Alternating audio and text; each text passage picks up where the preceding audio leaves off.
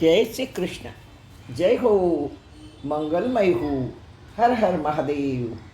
કાલે આપણે જાણ્યું ને કે ચીબડું પાક્યું, મીઠી મીઠી સુગંધ પસરી ગઈ, કોઈ ખેડૂતને ડાળી પરથી ઉતારવું નહીં પડ્યું. હા, પાકીને હળવેથી ડાળી છોડી નીચે બેસી ગયું. આપણે કાલે પ્રાર્થના કરી, પ્રભુ સંસાર તો મૃત્યુનો સાગર છે, પલ પલ બધું મરતું જાય છે, નવું જન્મતું જાય છે. આવો આપણે જાણી લઈએ.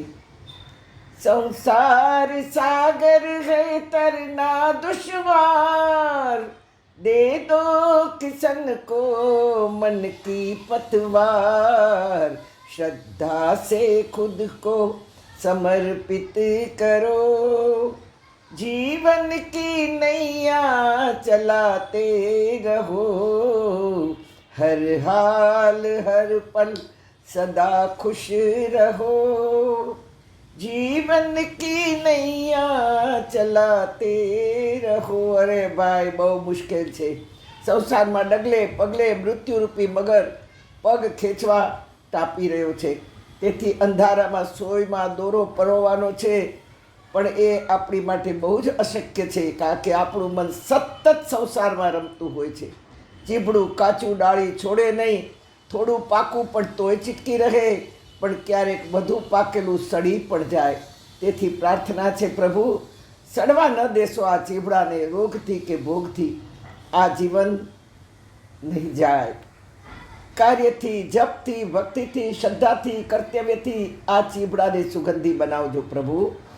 રામ જેવી શાંતિ, કૃષ્ણ જેવો આનંદ પામી આપના ખોળે રમવાનો મને અધિકાર આપજો.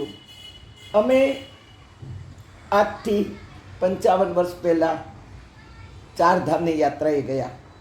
ઘોડા ઉપર બેઠા છીએ અને કેદારેશ્વર દર્શન કરવા જઈ રહ્યા, અમરનાથ જઈ રહ્યા છીએ. કેદારેશ્વર તો જઈ આવ્યા હતા, અમરનાથ જઈ રહ્યા છીએ.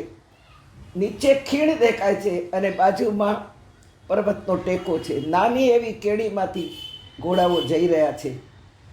મારા અને મારા પતિના બંને ઘોડા અમે સાથે જ રહેતા હતા, કારણ કે બંને મા દીકરી હતા. ત્યારે મારા પતિએ મને કહ્યું કે તારું પેલું ભજન છે ને હજી અધૂરું છે, આપણે બધાએ શિવમાં સમાવાનું છે, એવું કંઈક તૈયાર કર.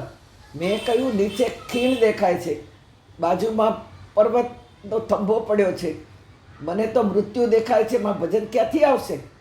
પણ એટલી સ્ટ્રોંગ એમની વિશ હતી મને કે જેવા અમે અમરનાથના દ્વારમાં પહોંચ્યા અને મારું ભજન એ પૂરું થયું. સુનો, એ ભજનની છેલ્લી કડી હું મારા પતિને અર્પણ કરું છું.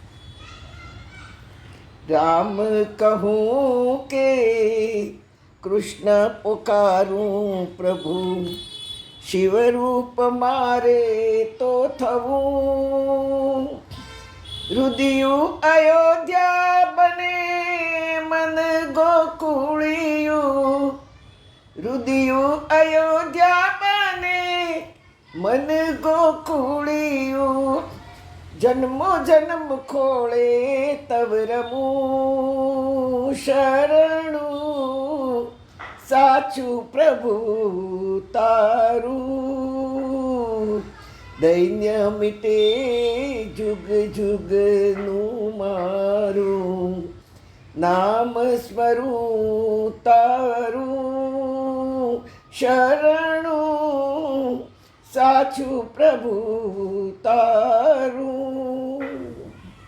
હા, પ્રત્યેક વાતે શિવશરણે જવાનો, એમની જ્યોતમાં જ્યોત મિલાવવાનો પ્રયત્ન કરવાનો છે.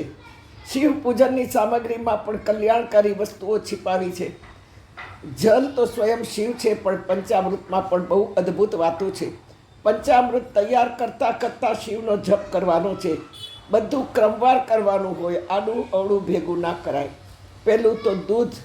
હે પ્રભુ, સંસારી છું, અનેક વિટંબણાઓથી ભરેલો છું, ના સમજ છું, ઘણા દબાવો છે મારામાં. પ્રભુ, દાગ મિટાવી દૂધ જેવો પવિત્ર કરું, પુષ્ટ કરું. બીજું દહીં. પ્રભુ, ગમે તેટલું સંભાળું પણ સંસાર દહીં જેવો ખાટો છે, તેથી તમને અભિષેક કરું છું. ત્રીજું મધ.